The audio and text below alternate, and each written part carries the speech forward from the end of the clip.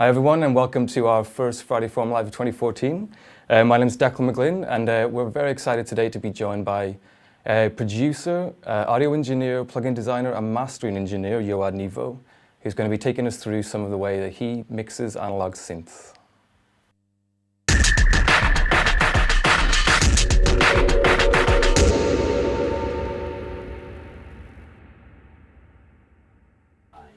So yeah, we're really excited to have Yoad with us today, but quickly before we get into that, I just want to take you through some of the things we've been doing this week, our first week back in 2014. Our online classes started on Monday, so we've had a lot of students come through, but if you just missed that, make sure you get yourself in before February 3rd when our next online courses start. And we're also really excited because on Monday, this coming Monday, our London School courses begin.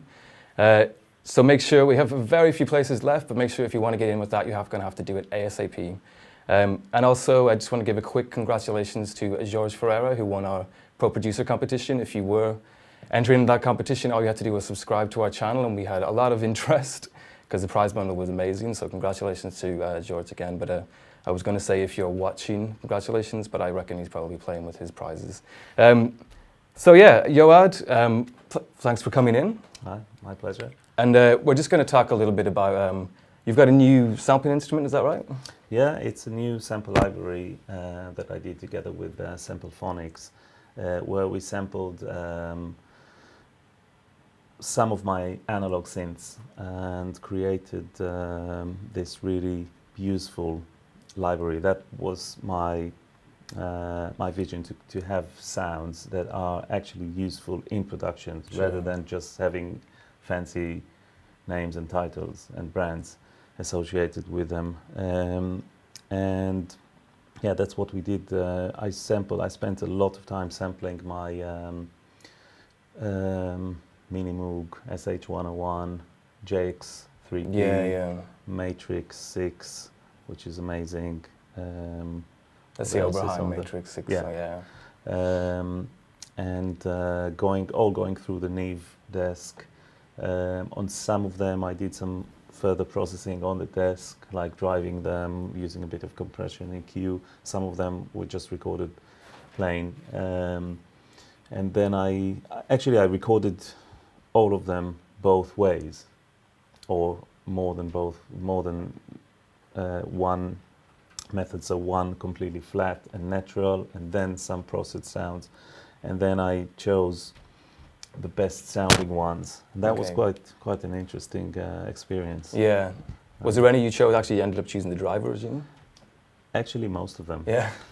Except for the driven ones, you know, because some of the distortion on some of them sounded amazing, you know, like distorted.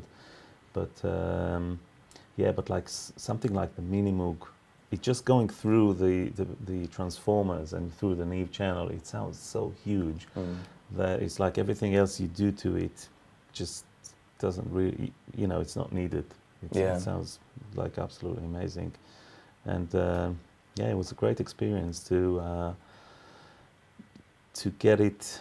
I don't know, there are many sample libraries, and maybe I shouldn't be saying that, but this one just sounds better for some reason. I don't know. I wonder why. Yeah. No, because I do use some of them, and I have used some of them in the past. Sure. I don't know. There's something about the synths going through that particular Neve that it just sounds amazing. So do you want to pull up some images of your studio? I know you've brought some with you. Yeah. So you can see what that Neve actually looks like. Because yeah. So that's it's pretty impressive.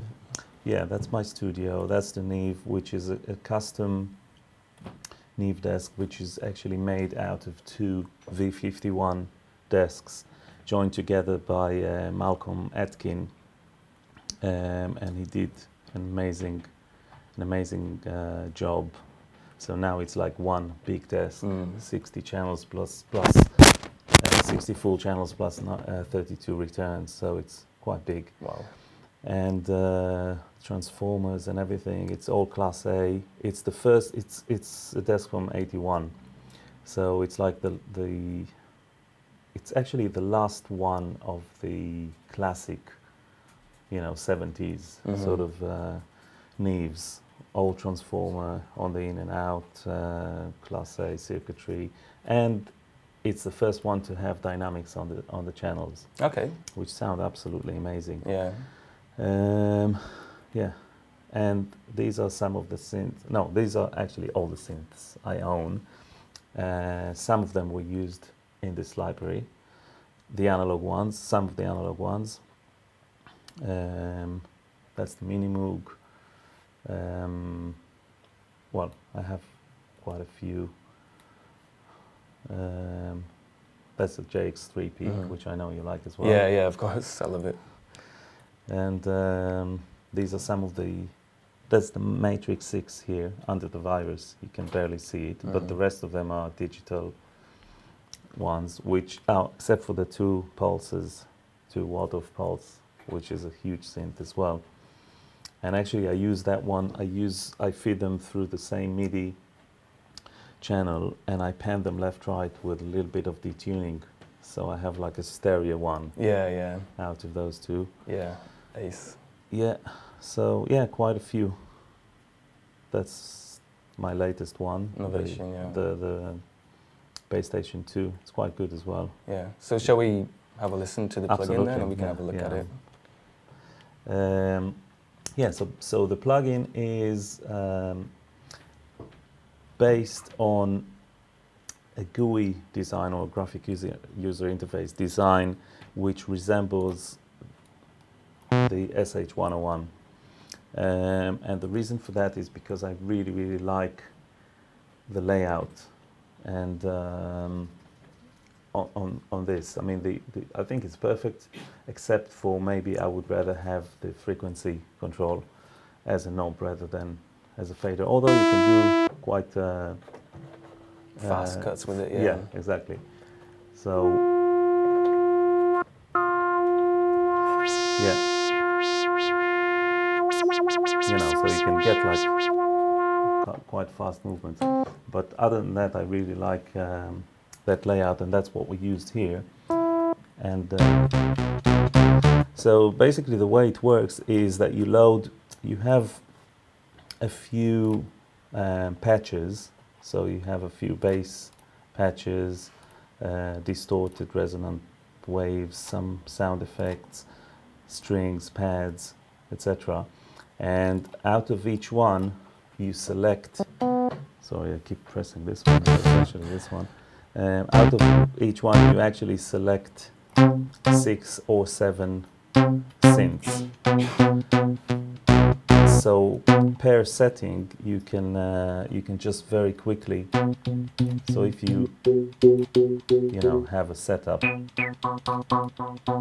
that you like with some effects and stuff, you can very easily flick between the synths. So the settings hold. Yeah, so what I did is I tried to create kind of similar presets, although sometimes it's impossible because each synth has its own parameters, but I tried to get to get a common ground sort of thing. So you can see that like with this bass patch, they're pretty similar. And then you can just go to like a strings machine. So that's a very basic patch, but with that you can just add release, increase the attack, tame the filter a little bit, and you can get something going which is quite, that analog. And the thing is that what I really like about this is that you can get a polyphonic sound out of synths that are monophonic in nature. So that's an SH, so you can kind of hear that, although it's so out of context, if you know what I mean, which is kind of cool. And then you can use like a high pass on that to get that sort of almost like a Selena. Yeah, exactly. You know what I mean? All those strings. So you can replicate the kind of classic tones of those synths? But if you wanted to, you could experiment a little bit and make something completely different. Absolutely. If you wanted to hear what I sampled, how I sampled it without any processing, then it sounds like that. But then you can, or for bass, yeah, it sounds like that. But for further processing, you have quite a few options, including an arpeggiator, a step sequencer with swing, which is quite cool. Yeah, that's awesome. Yeah, and quite useful for, you know, electronic music. Obviously, you have velocity, which is something most analog synths, most monophonic 70s ones don't have, and you have chords, and there are a few presets, and you can just make whatever.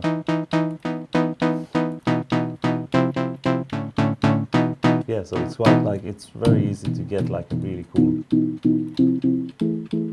some delay. Yeah, it sounds great. It sounds Yeah, really cool. It's interesting though, because we were talking just before we went on air about how the synths you've chosen aren't actually considered, you know, luxury, or aren't actually that unaffordable. I mean, you could pick up an SH-101 for about 600 or 700 quid, you know, second hand. So it's not as if but it's. it sounds so good. Yeah. So I was just going to ask, you know, why a lot of the sampled instruments are things that maybe people can't afford or are a bit rare, a bit harder to find. So why did you choose to sample these particular synths? Because I think that not many people have them to hand, the actual hardware, and but also for myself, I find it so easy and so inviting just to have them here on the screen, and I can, you know, when I'm in the studio, yeah, I would opt to using the real one. Although having said that, sometimes when you're looking for a bass sound, and I know how these were sampled, and I know that they completely represent the originals, because it's basically a recording of each note 4 times, because we have a round robin going. So each time you press a note, it sounds slightly different, like a true VCO-based synth, which adds to the authenticity. And they're all sampled at 96K, so they do sound like the original. So it's basically, and obviously we have each note sampled separately with 4 round-robin layers. So it's in fact like using the original one, only that the MIDI, if you use it as an instrument, the MIDI timing would be perfect. So if you want some randomness, maybe. And some of them don't have MIDI at all, so. Exactly. Yeah. Well, mine are all, you know, they have CV and gate and all that, so except for my latest purchase, which is The Gen. This was actually my first synth. It wasn't mine, it was a friend of mine's, but when I was 10 years old, he had one, and that was the first one I laid my hands on, and it's wow. And now I found one on eBay, and it's amazing how good it sounds. You know, very raw. yeah, because my memory of it was from when I was like 10, 11, and it's been 2 or 3 years since. Got some experience since then as well. And, collected some other ones. And I remembered it sounded awesome, but I didn't have a reference point. Yeah, But now that I compare it to the Mini Moog, although it's a single oscillator synth, so it has only one oscillator, but the pulse width modulation on it is wow, it's amazing. It's big. So that's going to be on the next issue of. I just need to get it MIDI'd up, because that's the only one I haven't got MIDI for. So shall we maybe have a listen to? Yeah, maybe we can. Bass and Yeah, I try might and build as well. something. Yeah, I might as well start with that. Maybe we can get like a nice beat going.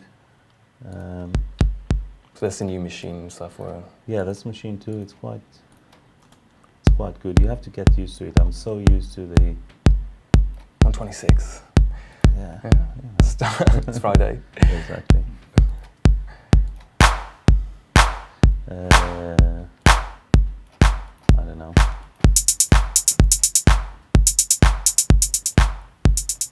Get something going. The original 909 head. Never heard that one before. If it ain't broke, you know.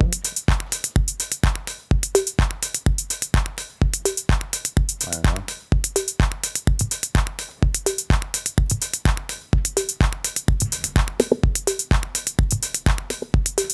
No.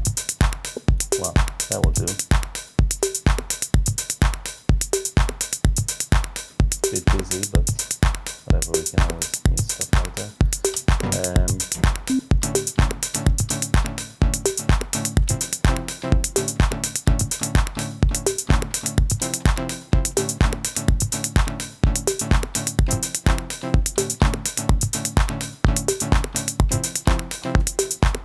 Yeah.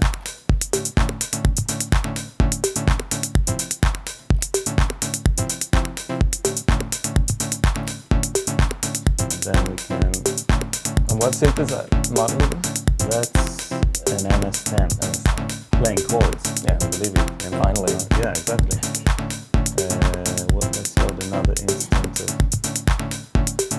that synth. Go for like a bass. 9. Maybe something like that.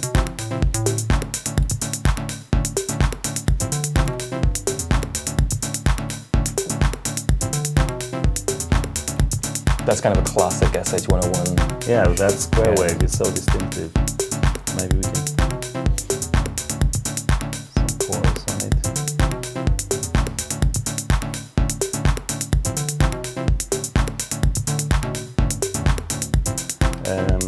Now the other thing we have is I did some channel strips for Logic, and then the guys at Samplephonics converted them to the Reason sampler, and actually it's going to come out, I'm not sure if it's released yet, on live as well, on Ableton Live as well.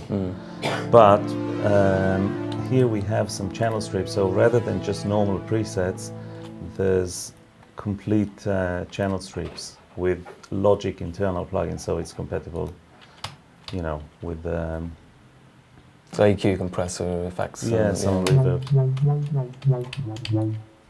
Yeah, so that's kind of useful as well.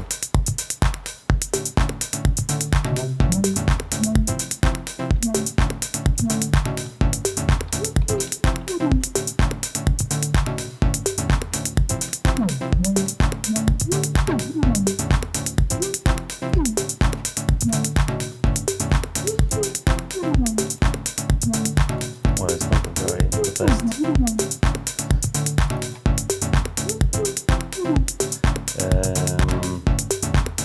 Hi-hat is way too loud, isn't it?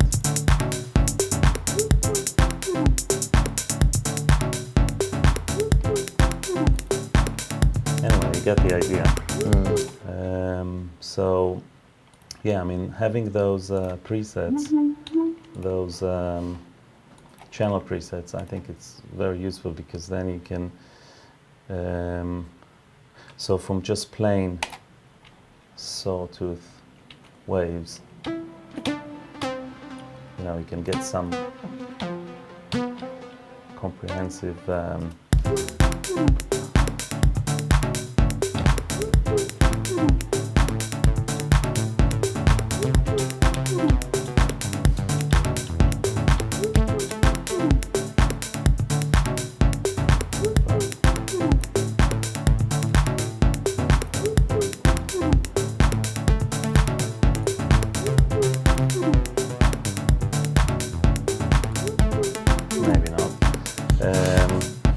anyway, yeah, it's quite, and then not to mention obviously the arpeggiators and all that, which are quite fun to use. Let's use. It's sync with Logic, yeah, obviously.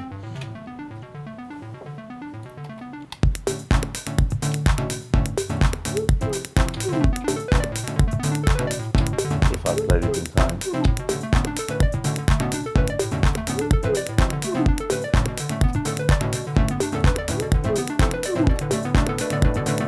Yeah, and with just something very simple like that, you can get.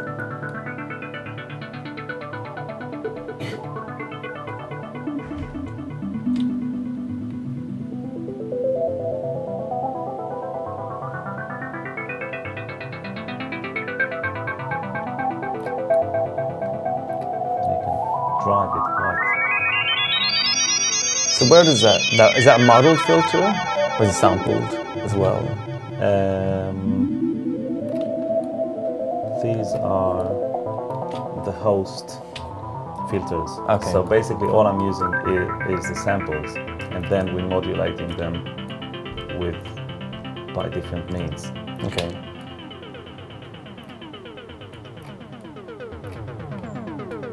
But you can do quite a lot. And then if you want to go back to the original, to how, so it always starts with how I actually sampled it.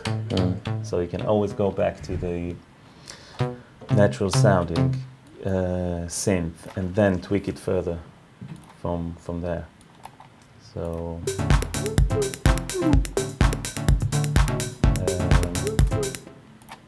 yeah, it was a lot of fun to create that, because it makes you, I don't know, look at the synths in a different way.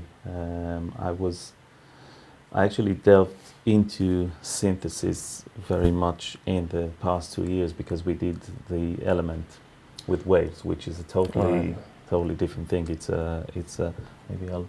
That's a Waves VST plugin, yeah. Maybe I'll just show it, and so it's a completely different sound. It's much more sophisticated than all those analog ones, but with this one, the idea was to have it all on one screen, so there are no hidden menus and stuff like that, no advanced mode, and what you see is what you get. Although the matrix is quite comprehensive, you have quite a lot of things you can do, including modulating modulators. So you can have an LFO modulating the speed of another LFO, and stuff like that. So you can really create really interesting. It's very modular then, like almost. Yeah, it is. It is in a way, because you can really make like very useful sounds. Yeah. It's a hit. Yeah. No, but I mean, that's kind of a modular. Yeah, sure. You can't do that with. You can't do those things with a minimal. Yeah. But you have the bread and butter kind of all the useful. Yeah. So I got very much into synthesis when we designed the Element, and it was really fun to go back to the roots and see how the old ones were designed and to really kind of tweak them almost in a scientific way. Yeah. You know, I mean, it's a bit of a cliche, but you always hear how everyone's got like hundreds of plugins in their plugin folder, and they kind of clip through presets, go, oh, that's not the right one, close it, open another one, do the same. And you know, it's nice to go back and actually start to figure out how they work, really work out the basics of them, and constrict yourself to one particular plugin or one particular synth in this case, and just figure out how it works and just make the most of it that way. Absolutely. Yeah. So, and you can get so much out of each piece of gear like that. And what I like doing as well, to make them stereo, is, especially with the Matrix 6, which is a polyphonic synth but has a mono output, is to record when I get a part playing through MIDI. I would go and tune it up a little bit by 4 cents or 3 cents or something like that, record it, and then go back and record another pass tuned down, and then I merge them into a stereo track, a left-right. Yeah. And you get like a really good stereo. That was the classic Michael Jackson Thriller trick, wasn't it? Oh, By is that Bruce how they Sweden, did yeah. it? Yeah. Yeah, Jupiter 8, I think that's, it was. yeah, so that's what I use. I happen to have two pulse units, so I have them like that. So one is tuned a little bit up and one is tuned down. So I have a stereo pulse, and it sounds really good. Saves you the time. Although you only have to go back and record 8 bars or whatever, So it's not. But then you get like a stereo mini Moog or a stereo exactly. SH and stuff like that. It's really cool. So if you were going to mix this, I mean, I know it's just a loop, but what kind of things would you do? What's kind of like your first go-to mix things? You usually roll off a little bit, and especially on drums and synths, get them to fit together. It's the classic thing of bass and kick drums, making them work together. Yeah, I mean, we can. I don't know if there's a bass line here. Yeah, I suppose.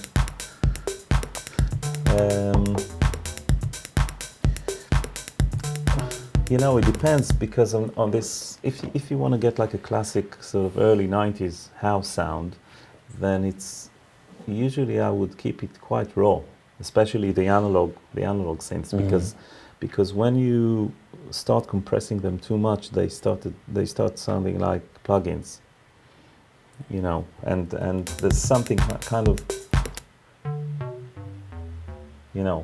real about that. But my go-to plugin is still the SSL E channel. Yeah. Because I love the compressor on it.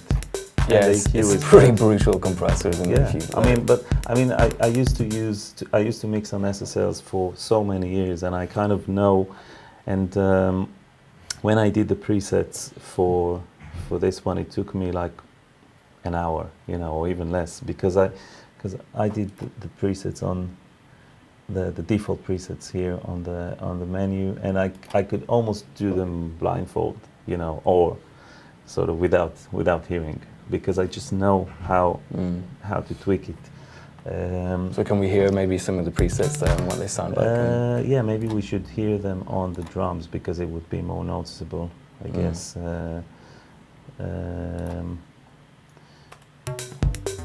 So, like, kick drum. Yeah, it's not really in context, but it has the gate and all that, and then snare has a little bit, body of the actual snare. They all have quite a bit of compression, because I love that. Hi-hat is quite overheads. I really like the fast attack. It really makes it like splashy, and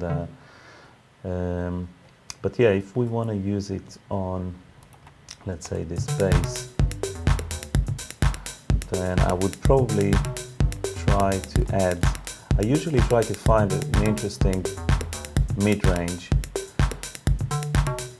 that may not sound very flattering, but kind of gives it character.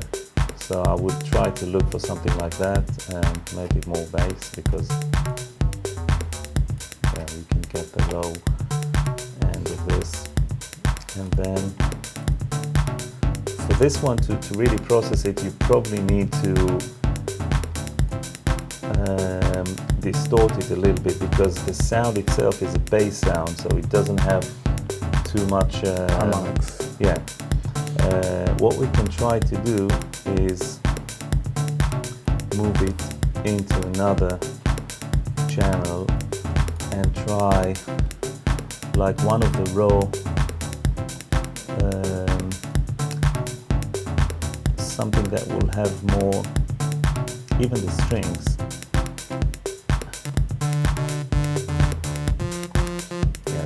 part. I think I have a different, whatever, and then just get it more like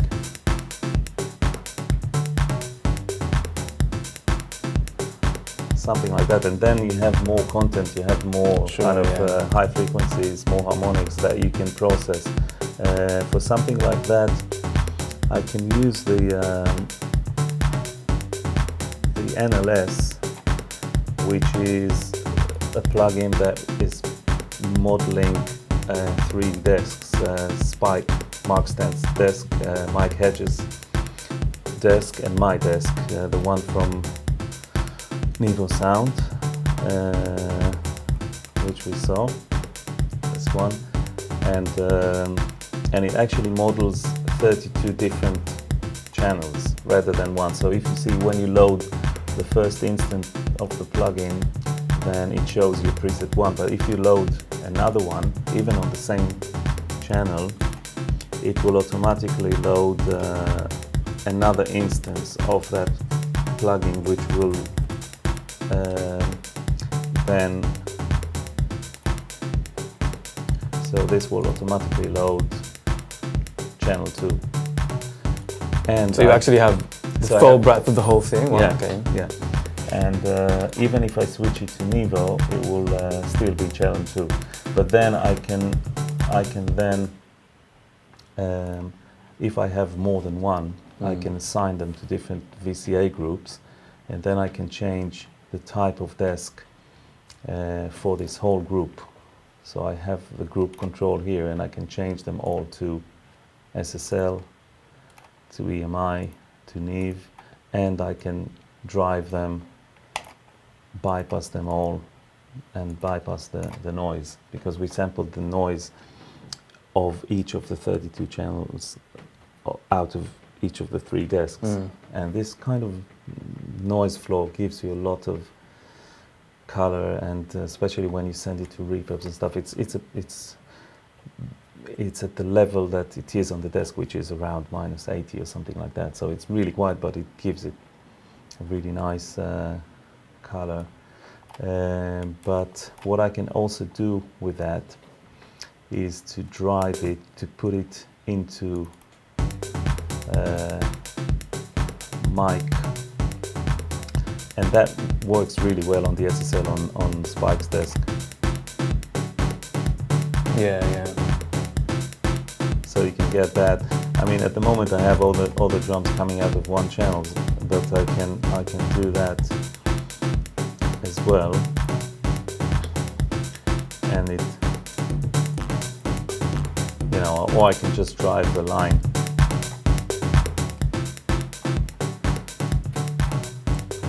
So driving stuff and generating harmonics is a big part of your sound then? Absolutely, yeah. I do that a lot, because it just, you can then really shape the once you have more harmonic, because what it does, it basically creates more harmonic content, and then you can just really tweak that. I'm looking for the RS56, which is a model of an old and very unique Abbey Road EQ. And which has a really cool mid-range. But now if I swap them, so I would have that before the distortion, you know, so it sounds completely different than after. You know, so that kind of, this distortion really helps in sculpting sounds. Maybe. Would you reach for distortion before you'd reach for a boost in EQ? Well, I don't use it on everything, but I do use it on vocals a lot. I use it on drums, on snare drums, sometimes on kick drums as well. I use it on bass most of the times, on real bass, because the thing is with bass, especially when it plays low, you have a lot of fundamental, but then in the mix you don't really get the growling, you know. Sure. Even if you record it like with a bit of kind of growling on the amp and all that, but it kind of gets lost with all the guitars and all that. So would you ever do that in parallel to kind of keep the it's a keep the bit tricky. fundamental? It's a bit tricky to distort in parallel, especially when filters are involved, because then you may get phasing because of the nature of the filter you use. So usually I just do it on the track. Sometimes I if I have like a DI and an amp channels recorded, then I would maybe distort one of them, but usually I would just do it on the group. And then on the middle eight, or when you have a quiet moment, I would split it to another track and have it clean, so no one knows, no one can, sense that it's been distorted. So it's only ever distorted in the context of the actual mix absolutely, itself, and sometimes when you listen to stuff and you solo stuff, it's like, whoa, what's going on there? Sounds terrible. yeah, but it's all about how it sounds in context. It's hard to remember that as well, isn't it? It's hard to. A lot of people tend to solo something, work on it, get it sounding right, unsolo it, and then it just doesn't work. And then vice versa is true, where when you solo it, it sounds like it shouldn't work, but in the mix, it does. Yeah, but that's constantly referring back to the mix is really important. Yeah, I think it's a matter of mixing. Is all about experience. One engineer that I used to assist when I just started, he said to me, before you mixed like 200 songs, you don't know what a mix is. And I remember thinking back then, wow, 200 songs, how long, and I tried to, and now after I've done many thousands, it's like, I understand that. I understand that. It's, because at the end of the day, it's what people are going to listen to, and no one knows or should know what was going on in the mix, because if people start thinking about that, it means that something wrong. It should be like effortless and kind of just play, and you hear a song, you don't hear a mix. Would you say that's the role of the producer, to kind of bridge that gap between sound and music, as it were? I suppose. I think that's how I started engineering, really, because I started as a guitarist, and I was fiddling with synths and tape machines and stuff like that, in order to create music. But then I found myself I went to engineering school, which you may know something about, which was very helpful, but. And also in the fact that it just showed me that engineering is such an important tool. I kind of did that, but I didn't really know what I was doing. And when you have a bit of theory, and then you add practice to it, then you have the foundation, and then you work in the studio. And I was very lucky to work in a very big studio as an assistant, and I learned a lot from that, but I didn't really think that I would want to be an engineer. I didn't really think about it, but then I found myself just mixing and recording and all that. So in fact I became that bridge, because I'm a producer, but I used to engineer for other people. I mix loads for other people, but I also mix my productions. So for me, it's indistinguishable. Like it's one thing for me. Sure. The studio is a desk and a synth and a guitar. Is almost like guitar, maybe not, but a desk and a synth and definitely a computer are all one thing for me. And I think for most people as well, especially people who are starting now, and are exposed to this all in the box sort of, because you have the mixer, you have the synths, you have the reverbs, you have... They're all just tools, I guess, for production. Yeah. So we're kind of approaching time, but I just wanted to ask you one more thing. Would you be able to show us maybe how you would do that trick you talked about, detuning synths in the box rather than using hardware. You just duplicate 2 synths, and absolutely. I think that's a really nice trick to show to end on. Yeah, let's delete all that, and maybe take a new one.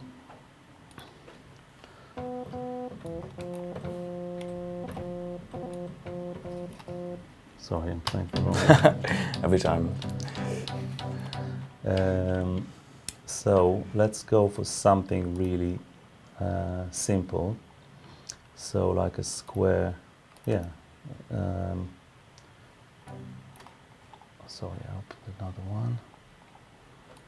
Just undo that. Like a sawtooth, which is your basic, as fundamental as you can get it.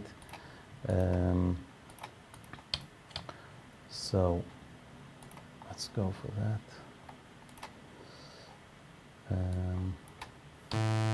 Okay, so if I have something like that,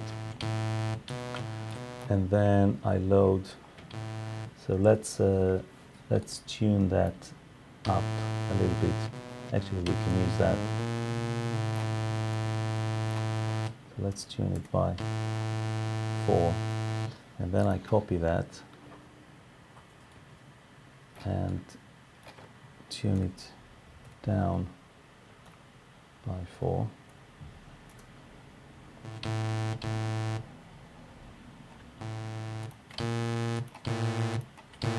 Sorry, I need to.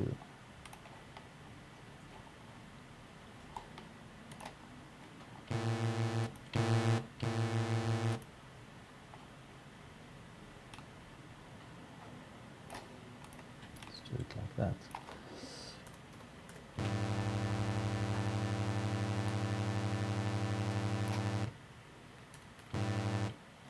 I really, you know what, I should do it in a different way. Because this, yeah, so one of them is tuned, but I can do it from here actually. So it's like a natural chorus, like a... Yeah.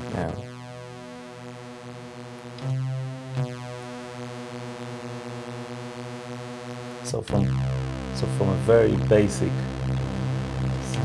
you know, sound, you can get something much more elaborate. And then, well, the thing is that you can't pick them both at the same time, obviously. But if you want to get like a quick pad going,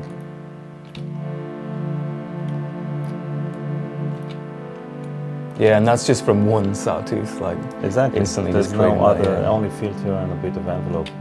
But the thing is that the source sounds quite analog. Yeah, for sure. You know, there's something about that it just sounds different. Yeah. Well, that's unfortunately all the time we've got. But Okay. Thanks so much for coming in, Yoad. It's been a pleasure. Guys, make sure you subscribe on YouTube. We'll be back again next Friday, and keep us up to date with your progress and your mixes and your tips on our Facebook page and our